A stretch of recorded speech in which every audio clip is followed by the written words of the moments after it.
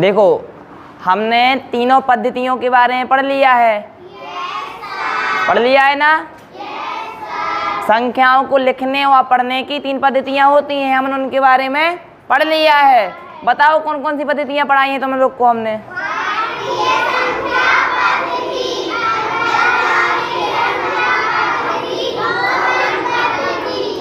हो गई तीनों? सभी से तीनों पद्धतियाँ बनने लगी? तीनों में लिख लोगे संख्याओं को? हाँ, तो अब हम पढ़ेंगे संख्याओं के प्रकारों के बारे में। क्या पढ़ेंगे अब हम?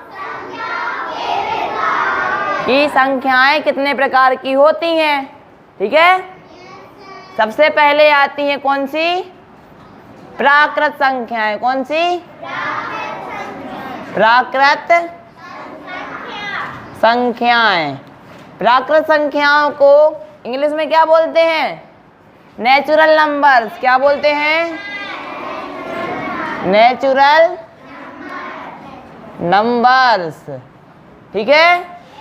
तो सबसे पहले हम ये जानेंगे कि प्राकृत संख्याएं आखिर होती क्या हैं। क्या जानेंगे सबसे पहले? प्राकृत संख्याएं आखिर होती क्या हैं। तो वे संख्याएं जो 1 से शुरू होती हैं। कहाँ से शुरू होती हैं? 1 से शुरू होती हैं। और जैसे 2 3 4 5, जैसे 1 2 3 4 5 हो गई। अब देखो इसके बाद क्या आता है? 5 के बाद 6 7 8 डैश डैश डैश अनंत। क्या लिखा है? अनंत। अनंत का क्या मतलब होता है? जिनका कभी अंत ना हो। क्या ना हो? जिसका कभी अंत। समझते हो? जैसे कि यहाँ पे देखो 1 है, 1 के बाद क्या आ गया? 2 के बाद 3 के बाद। ऐसी जो संख्याएं हैं वो लगातार आगे बढ़ती जा रही हैं। बढ़ती जा रही है ना। ये तो नहीं है कभी खत्म हो जाएंगी। हमने तुम लोग को भारतीय संख्या पद्धति में पढ़ाया था कि संख्याएं हैं वो लगातार आगे बढ़ रही हैं। इकाई के बाद दहाई आएगा, 1 के बाद 10 आएगा, 100 आएगा, 1000 आएगा, करोड़ अरब संख्य पदम नीले से आगे बढ़ते जाएंगे। संख्याएं हैं जो कभी खत्म नहीं होंगी। क्यों नहीं होंगी संख्या खत्म? वो लगातार आगे बढ़ती जाएंगी। हम उसमें 1 को जोड़ते जाएंगे, वो लगातार आगे बढ़ती जाएंगी। बढ़ती जाती है ना। तो वे संख्याएं जो 1 से शुरू होती हैं और अनंत तक लगातार आगे बढ़ती जाती हैं वो कौन सी संख्या कहलाती हैं? प्राकृत संख्याओं को इंग्लिश में क्या बोलते हैं? Natural number. ठीक है। प्राकृत संख्याओं के बाद आती हैं पूर्ण संख्याएं। क्या बोलते हैं? पूर्ण संख्याएं।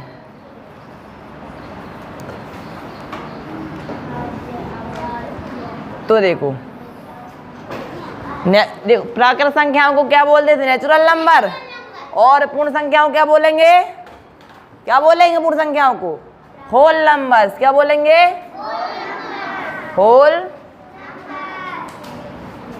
नंबर्स। ठीक है। क्या बोलेंगे पूर्ण संख्याओं को? Whole numbers. जानते हो क्या होते हैं होल नंबर्स? नहीं जानते ना अभी? देखो जो संख्याएं 1 से शुरू होती थी, कहाँ से? वो कहलाती थी कौन सी? प्राकृत संख्याएं। और जो संख्याएं 0 से शुरू होती, कहाँ से होती हैं? 0 1 2 3 4 5 6।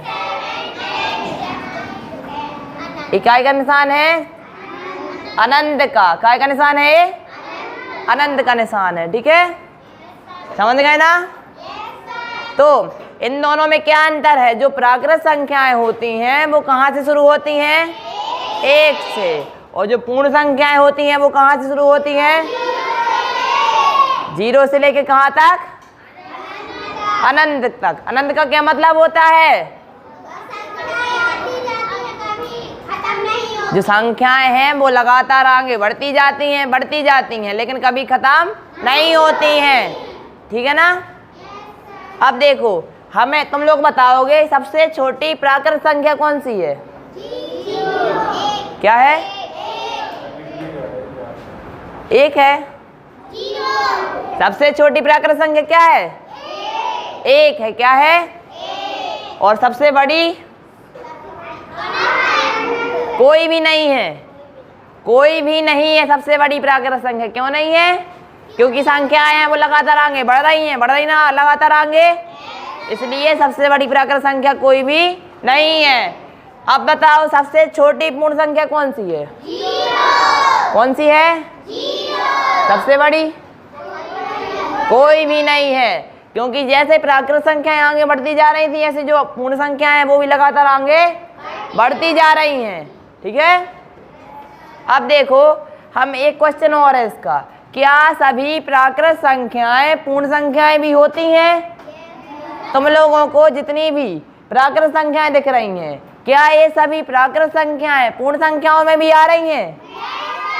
आ रही हैं? आ रही है ना, मतलब कि सभी प्राकृत संख्याएं पूर्ण संख्याएं भी होती हैं। अब ये बताओ क्या सभी पूर्ण संख्याएं प्राकृत संख्याएं भी होती हैं? कैसे होती हैं? नहीं होती हैं। क्यों नहीं होती हैं? क्योंकि पूर्ण संख्याओं में 0 आता है लेकिन प्राकृत संख्याओं में 0 नहीं आता। इन दोनों में सिर्फ एक ही डिफरेंस है। क्या डिफरेंस है? प्राकृत संख्याओं में 0 नहीं आता है लेकिन पूर्ण संख्याओं में 0 आता है। समझ गए प्राकृत संख्याओं और पूर्ण संख्याओं के बारे में सभी? चलो अब यहाँ पे देखो, हमने प्राकृत संख्याओं और पूर्ण संख्याओं के बारे में समझ लिया है। अब हम पढ़ेंगे सम और विषम संख्याओं के बारे में। कौन सी? अब सम और विषम तो सभी जानते होंगे। सम का मतलब होता है इवन और विषम का मतलब होता है ऑड। सबसे पहले हम बात करें काय की? सम संख्याओं की। काय की? सम संख्याएं।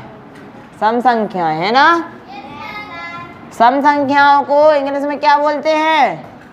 Even numbers. Even numbers. ठीक है, देखो अब सम संख्याओं की क्या लिखेंगे हम? परिभाषा। क्या लिखेंगे? तो वे संख्याएं, कौन सी संख्याएं? वे संख्याएं जिनके इकाई के अंक में, कौन से अंक में? 2, 4, 6, 8 या 0 आता हो। क्या आता हो?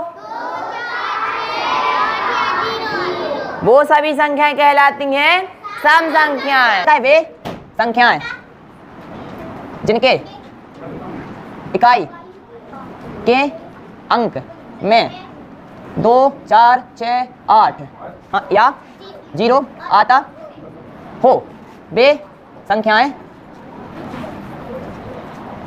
सम संख्याएं कहलाती हैं। समझ गए? तो वे संख्याएं जिनके इकाई के अंक में, इकाई का अंक समझते हो? जो राइट साइड में लास्ट वाला अंक होता है। कौन सा अंक होता है? राइट साइड में लास्ट वाला अंक होता है, वो कौन सा अंक होता है? इकाई का अंक होता है। तो जिन भी संख्याओं के इकाई के अंक में 2 आए, 4 आए, 6 आए, 8 आए या 0 आए, वो सभी संख्याएं कौन सी संख्या कहलाती हैं? और सम संख्याओं को इंग्लिश में क्या बोलते हैं? क्या बोलते हैं? Even numbers. अब हम देखेंगे कुछ एग्जाम्पल्स। क्या देखेंगे अब हम? एग्जाम्पल्स।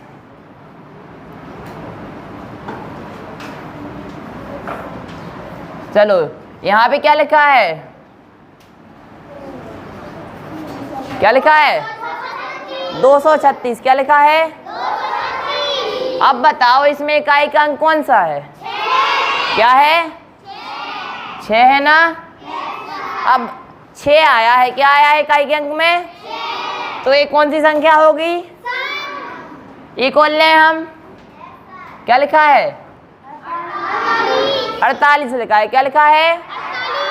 अब बताओ 48 में इकाई के अंक में क्या है? क्या है? 8 है। और 8 कौन सी संख्याओं में आता है? मतलब ये कौन सी संख्या हुई? सम संख्या हुई। और देखो क्या लिखा है? क्या लिखा है? 300। अब बताओ 364 में इकाई का अंक क्या है? तो ये कौन सी संख्या हुई? सम संख्या हुई। कौन सी हुई? एक और देखो क्या लिखा है इसमें।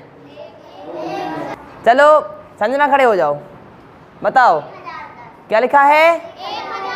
अब बताओ इसके इकाई के अंक में कितना है? 0 है। क्या है? 0 है। अब ये बताओ इकाई के अंक में 0 कौन सी संख्याओं में आता है? सम संख्याओं में आता है। तो 1010 है कौन सी संख्या हुई? सम संख्या हुई। ठीक है। अब देखो अब क्या है? विषम संख्याएं। क्या है? सम संख्याओं के बारे में पढ़ लिया है हमने। जिन संख्याओं के इकाई के अंक में 2, 4, 6, 8 या 0 आता था वो होती थी सम संख्याएं। होती थी ना। अब हमें पढ़नी है विषम संख्याएं, है ना। तो जिन संख्याओं के इकाई के अंक में क्या है? इकाई के अंक में क्या आना चाहिए? 1,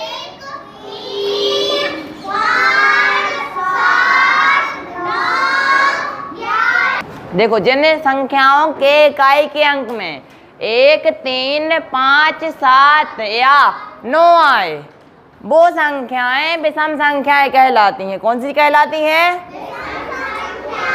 विषम संख्याओं को इंग्लिश में क्या कहते हैं? Odd numbers. क्या कहते हैं? ऑड नंबर्स कहते हैं। और सम संख्याओं को इवन नंबर्स। क्या कहते हैं? Even numbers. तुम लोगों ने सुना है ना ऑड इवन के बारे में, पढ़ा भी होगा। हाँ, सम संख्याओं को कहते हैं इवन नंबर्स और विषम संख्याओं को ऑड नंबर्स। ठीक है, समझ गए ना। जिन संख्याओं के इकाई के अंक में या लास्ट वाले अंक में क्या है? 1, 3, 5, 7 या 9 आए वो संख्याएं विषम संख्याएं कहलाती हैं। अब हम देखेंगे विषम संख्याओं का उदाहरण। क्या देखेंगे? उदाहरण। ठीक है, देखो सबसे पहले 481। क्या लिखा है? अब बताओ इस संख्या में इकाई का अंक क्या है? 1 है। तो 1 कौन सी संख्याओं में आता है? विषम संख्याओं में। मतलब 481 कौन सी संख्या हुई?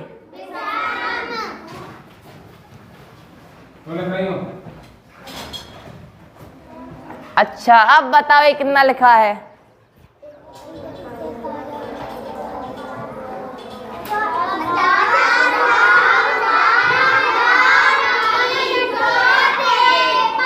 पचास लाख 12,300। अब इसमें इकाई का अंक क्या है? कितना है? अब देखो ध्यान से, 3 कौन सी संख्याओं में आता है? विषम संख्याओं में। मतलब ये संख्या कौन सी हुई? विषम हुई। कौन सी हुई? ये कितना लिखा है? इसमें क्या है इकाई का अंक? तो ये कौन सी संख्या हुई? ये भी हुई विषम संख्या। ठीक है, इसके बाद ये कितना लिखा है? 77। कोमा लगा है बीच में, ध्यान देना। यहाँ पे दोनों संख्या अलग अलग है। ये कितना है? 77। अब 77 में इकाई का अंक क्या है? 7 है। 7 है तो कौन सी संख्या हुई है? अब इसमें देखो, इसमें क्या लिखा है? 69। क्या लिखा है?